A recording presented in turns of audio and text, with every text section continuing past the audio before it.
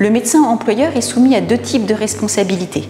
La responsabilité vis-à-vis de ses salariés et une autre responsabilité vis-à-vis de ses patients. Et ces deux types de responsabilités s'appliquent qu'il s'agisse d'un médecin employeur personne physique ou d'un cabinet médical une personne morale. Donc tout d'abord la responsabilité vis-à-vis de ses salariés.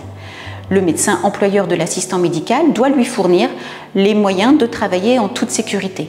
Par exemple, en lui fournissant un matériel adéquat, tels que des gants ou des masques. Voilà. Et s'il ne le fait pas et que l'assistant médical contracte une maladie professionnelle ou subit un accident de travail, le médecin employeur qui n'a pas fourni le matériel pourra voir sa responsabilité engagée de ce fait.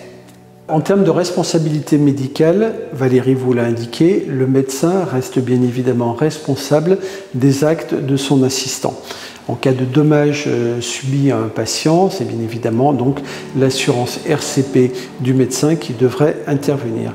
Attention néanmoins, à partir du moment où l'assistant sort de son champ de compétences, de son domaine d'application et des termes du contrat, c'est bien évidemment l'assistant médical qui devra répondre de ces manquements.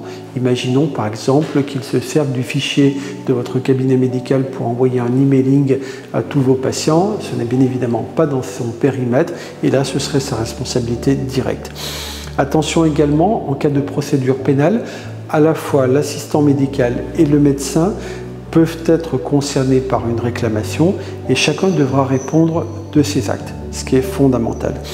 Tout ceci doit conduire le médecin qui va prendre en charge un assistant médical ou intégrer un assistant médical dans son cabinet à solliciter bien évidemment son assureur RCP pour être certain que son mode de fonctionnement corresponde bien à une bonne pratique et surtout vérifier que le médecin dispose d'une garantie RCP strictement adaptée à son activité.